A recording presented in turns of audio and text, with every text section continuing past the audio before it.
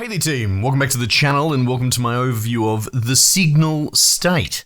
So for those not across it, I do overviews on this channel to where I have a look at the first 2 hours of a game. It's a Steam refund window. Steam reckons you can make up your mind about whether you want to keep a game or not in that time, and I would agree broadly as a rule and say 20 hours in, you're probably not going to change your mind about how you felt 2 hours in. So it's a short punchy video, broad strokes info, keep it around 10 minutes and you can make up your mind on your own. So I just saw that this was on sale. I've never played it before. It's a couple of years old, I suppose. I've seen it occasionally pop up, but I guess I was just in a bit of a mood for having my brain melted, and this game absolutely delivered. It is logic-centric, pretty hardcore puzzling. Even getting through the tutorial was a bit of a twist, which I quite enjoyed. At first blush, if you're across these sort of games, you might be forgiven for thinking it's a Zachtronics game. And if you don't know what I'm talking about, that was essentially a company, I think it was pretty much a one-man band, but he picked up more people as he went, that would build these really obscure, kind of hardcore, logic-level, systems-based puzzling games. I think it's been a while, but his whole background was that he was an educator. Maybe he was a school teacher, and he was just interested in making games that would,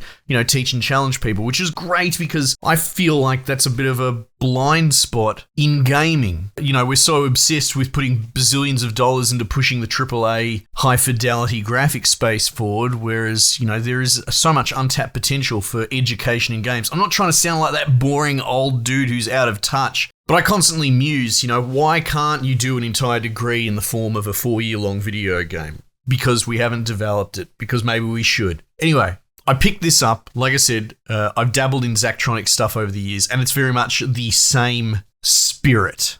This is dealing with, I guess you could, waveforms? More like modular synthesizers.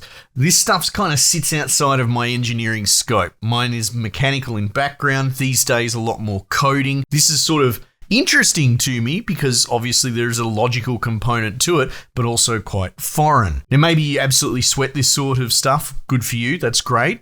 I'm more aiming at people maybe that sit in my wheelhouse. They have a mind that enjoys a bit of a logical challenge occasionally, but maybe they don't know anything about signals, etc.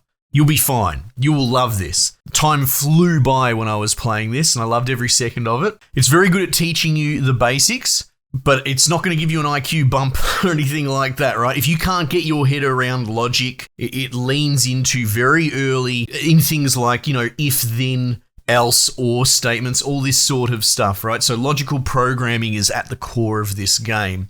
So if you actually hate all that stuff and don't find it fun, don't play this game, whatever you do. If you love that stuff and you kind of want to almost deep end a bit, just go straight in with assumed logical knowledge as a component, this is great. Having said all of that, it's still very good at explaining each component one at a time. What is going on here as a loop? Well, even as a background, it's some sort of weird post-apocalypse. Electronics stop working around the world. It doesn't matter. It's a contrived kind of MacGuffin-esque scenario. Who cares? It doesn't matter. You have been sent to this abandoned farm by your colony, and you're trying to get the farm re-going, right? You're essentially doing these logic systems to do things like the lighting system working, or get the power machines working, or now I'm getting into like irrigation systems, right? It doesn't really matter. It's thin, whatever. It looks like they're trying to develop the story a little bit. It's enough. It's all that you really need. But broad strokes, you're at this farm, rickety old equipment, and you're trying to work out these signals as per the direction of each scenario. So it will go like this. You will have input signals and output signals. You can see them across the bottom of the footage. Effectively, the input will just feed the signal, the output will be different, and you need to make it match, right? So there is some reverse engineering to the way that the logic flow state goes here, right? You can sort of brute force it. It gives you like an oscillator debugger, which is pretty handy actually. But even just doing the loop runs and pausing, and so you can go by step increment. So if you do like working backwards when you've got a proposed solution and it's not really coming through, you can do that. And it has all the printouts in these little bubbles. It's very quite handy going, this is what this signal is passing to that. So as far as like a debugging simulator, it's actually really solid. The suite is helpful and it works quite well. But at its core, yeah, signal 1 will be punching out whatever. and then the output will have to match under specific instructions. And it introduces all these cool components that I have no idea or much to do with in real world, like these VCA things that can be used as a gate. Essentially, it'll take a signal and multiply it against another signal. There's a mix between sort of a raw input that sometimes comes in a bit more of a waveform that you want to throughput.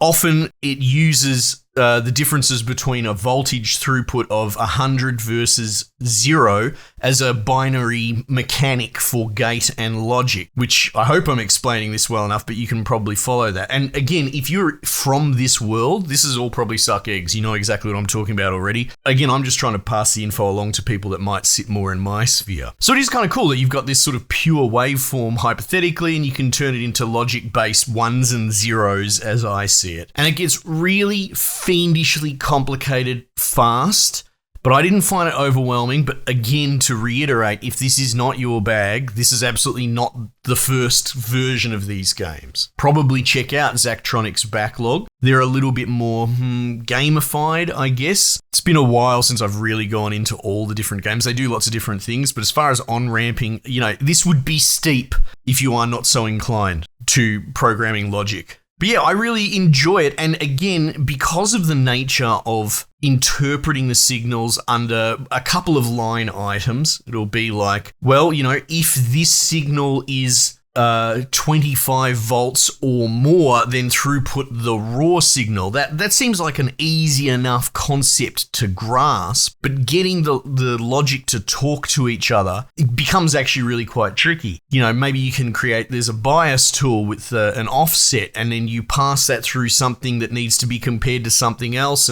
or potentially, there was one I was doing recently where there was voltage spikes coming through and they wouldn't be any less than 75. And so, actually running that through a negative 75 output was a path to logic, because as soon as it goes over that, as in, maybe the throughput now becomes 1 volt, then the raw volt through that logic would have been 76, right? So now it's gone over, and then you can kind of use that logic because it's putting out a positive voltage that you can compare against like maybe an or an and statement. Anyway, it's really cool. I really liked it. I want to play some more. My head's melting a little bit on the last one that I was on. It's hit me from all directions. And like I said, some of the stuff's a little bit more familiar and graspable. But I do like the unique wrinkle, because normally when it comes to, say, like coding games, and I enjoy them immensely in general, like Rabbids Coding is still one I recommend to people. It's free to play. You can find it, as evil as everyone says Ubisoft is, it's kind of cool that there's a free, kid-friendly programming on-ramp type game. But again, they focus heavily in on ones and zeros because it's all very logic-based. And it's kind of cool dealing with this variable signal input, and the 1 and 0 just being like 50% of the equation, as opposed to just analyzing the raw signal and potentially putting it through without turning it kind of binary. I hope this made sense. A bit of stream of consciousness. And again, I don't purport to be of the signal engineering, audio engineering community. That's really not my wheelhouse. But again, as someone who is so inclined on occasion, I don't necessarily live and breathe this, but I do like a bit of, nip twisting, brain melting logic puzzles on occasion. This is exactly what you need if that's what you're looking for. Anyway, team, I might just leave it there for the time being, and I'll catch you guys on the next one.